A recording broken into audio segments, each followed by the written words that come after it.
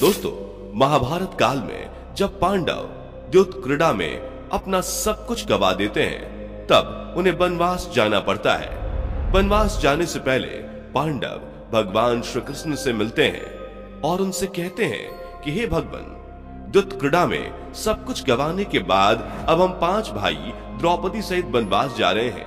लेकिन वनवास जाने से पहले हम यह जानने के लिए उत्सुक हैं कि आने वाला युग यानी कि कलयुग कैसा होगा। उस समय के मनुष्य कैसे होंगे, लोगों के विचार कैसे होंगे और मोक्ष की प्राप्ति कैसे होगी। पांडवों के मुंह से ये सारी बातें सुनकर भगवान श्री कृष्ण थोड़ी देर सोच विचार करते हैं और फिर पांडवों से कहते हैं, पहले आप सभी वन जाइए और वन में जो कुछ भी आपको दिखाई दे वो मुझे आकर बताइए, तब मैं आपको इन सभी प्रश्नों का जवाब दूंगा। अब भगवान श्री कृष्ण के कहे अनुसार 5 पांडव भाई वन में चले गए और वन में जो कुछ भी उन्हें दिखाई दिया उसे देखकर वे हैरान रह गए।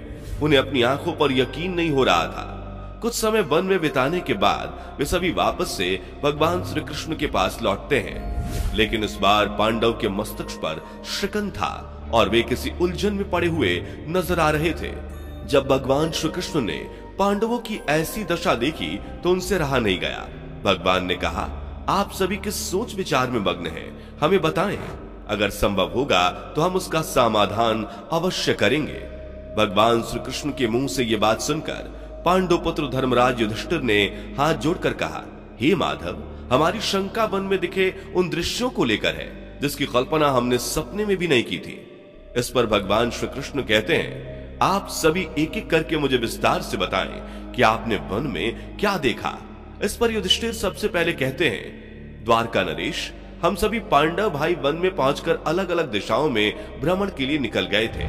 जब मैं अकेले वन में भ्रमण कर रहा था तो मैंने वन में 2 सूंड वाले एक हाथी को देखा। अब आप मेरी इस शंका को दूर कीजिए कि भला एक हाथी के 2 सूंड कैसे हो सकते हैं। अब अर्जुन की बारी होती है। अर्जुन बताते हैं कि उन्होंने वन में एक ऐसे पक्षी को देखा जिसके पंख पर वेद की रचनाएं लिखी हुई थी और वह मुर्दे का मांस खा रहा था। अर्जुन के बाद भीम बताते हैं कि उन्होंने वन में एक ऐसे गाय को देखा जो अपने बछड़े के जन्म के बाद उसे इतना चाट रही थी कि उसके शरीर से खून आने लगता है। इसे देखकर मैं हैरान रह गया कि कोई माता अपने बच्चे के साथ ऐसा कैसे कर सकती है। अब भगवान श्री कृष्ण सहदेव से पूछते हैं कि सहदेव, तुमने वन में क्या देखा। इस पर सहदेव बोलते हैं कि मैंने वन में एक जगह बहुत से कुएं को देखा, लेकिन हैरानी की बात यह थी कि जहां आसपास के सभी कुओं में पानी था, वहीं बीच का कुआं पूरा खाली था। बीच का कुआं गहरा भी है, फिर भी उसमें पानी नहीं है। ऐसा कैसे संभव है। अब नकुल आगे बताते हैं कि जब वे वन में भ्रमण कर रहे थे तब उन्होंने एक भारी चट्टान को पर्वत से लुढ़कते हुए देखा। वह चट्टान रास्ते में ना जाने कितनी ही विशाल वृक्ष और शिलाओं से टकराती है, पर उसे कोई रोक नहीं पाता। लेकिन अंत में एक अत्यंत छोटे पौधे के स्पर्श से वह चट्टान रुक जाती है। अब युधिष्ठिर भगवान श्री कृष्ण से कहते हैं कि हे वसुदेव, हम भाइयों ने वन में जो कुछ भी देखा वह सारा विस्तार से आपको बता दिया। अब आप हमारी शंकाओं को दूर करते हुए इन सभी दृश्यों का अर्थ बताइए। इस पर भगवान श्री कृष्ण युधिष्ठिर से कहते हैं, धर्मराज, जैसा कि आपने बताया, आप 2 सूंड वाले हाथी को देखकर सोच में पड़ गए हैं। लेकिन धर्मराज, इसमें हैरान होने वाली बात नहीं है, क्योंकि कलयुग में ऐसे लोग ही राज्य करेंगे जो बोलेंगे कुछ और करेंगे कुछ और। इनके मन में कुछ और कर्म में कुछ और होगा। ये लोग शोषण करने का एक भी मौका हाथ से जाने नहीं देंगे। ये बस अपने हित की ही बात सोचेंगे। अब भगवान श्री कृष्ण अर्जुन से कहते हैं कि हे पांडुपुत्र अर्जुन, तुमने वन में एक ऐसे पक्षी को देखा जिसके पंखों पर वेद की ऋचाएं लिखी हुई थी, लेकिन वह मुर्दे का मांस खा रहा था। तो इसका मतलब यह है कि कलयुग में ऐसे ही लोग होंगे जो कहने को तो विद्वान ज्ञानी पुरुष कहलाएंगे, किंतु इनका आचरण राक्षसी होगा। उनके मन में यही होगा कि जल्दी किसी की मृत्यु हो और उसकी संपत्ति का मालिक वे खुद बन जाएं। कलयुग में मनुष्य के लिए सबसे ऊपर धन और संपत्ति होगा और बस कुछ गिने चुने शख्स ही वास्तविक संत होंगे। इसके अलावा कलयुग में ज्यादातर इंसान अपनों को ही ठग कर आगे बढ़ने के विचार में होंगे।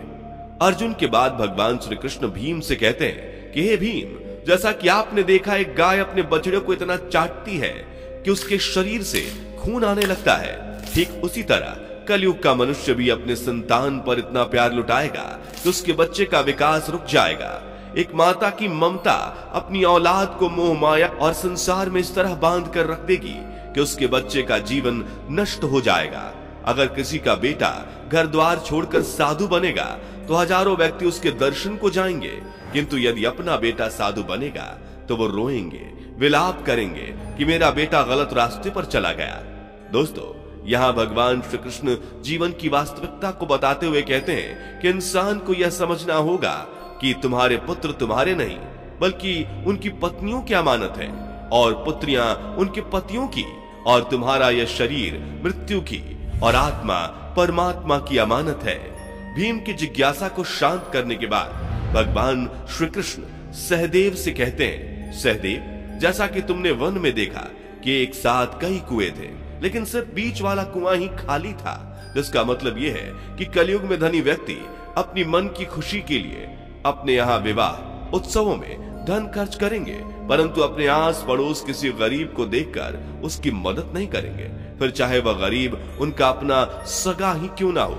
अपनी मौज मस्ती के लिए, खुद को खुश रखने के लिए वे शराब, कबाब, फैशन और व्यसन में पैसे उड़ाएंगे, किंतु किसी के आंसू को पोंछना वे अपना कर्तव्य नहीं समझेंगे। कलयुग में अन्न तो होगा और धनी लोग उसका उपभोग भी करेंगे, लेकिन गरीब एक एक दाने के लिए तरसेंगे और ऐसे ही मर जाएंगे। भगवान श्री कृष्ण की यह सारी बातें सुनकर सहदेव थोड़े दुखी हो जाते हैं, लेकिन इस कटु सच के सामने वो क्या ही कर सकते थे। अब भगवान श्री कृष्ण नकुल से कहते हैं कि नकुल, जैसा कि तुमने वन में देखा, एक भारी चट्टान पर्वत से लुढ़ककर कई विशाल काय वृक्षों एवं शिलाओं से टकराती है, पर कोई भी उसे रोक नहीं पाता, लेकिन एक छोटे से पौधे का स्पर्श उस चट्टान को रोक देता है। इसका मतलब है कि कलयुग में मनुष्य की बुद्धि क्षीण होती जाएगी, उसके जीवन का पतन होगा, लेकिन उसके पतन को धन रूपी वृक्ष नहीं रोक पाएगा। पर हरि नाम रूपी एक छोटा सा पौधा व्यक्ति के जीवन का पतन रोकने के लिए सक्षम होगा। अतः कलयुग में हरि नाम ही मोक्ष का एकमात्र मार्ग होगा। अगर व्यक्ति धन का लालच छोड़कर भगवान की भक्ति में रम जाएगा, हरि नाम का जाप करेगा, तो निश्चय ही उसे कोई दुख तकलीफ नहीं होगा और मरने के बाद भी उसे भगवान के चरणों में जगह मिलेगी।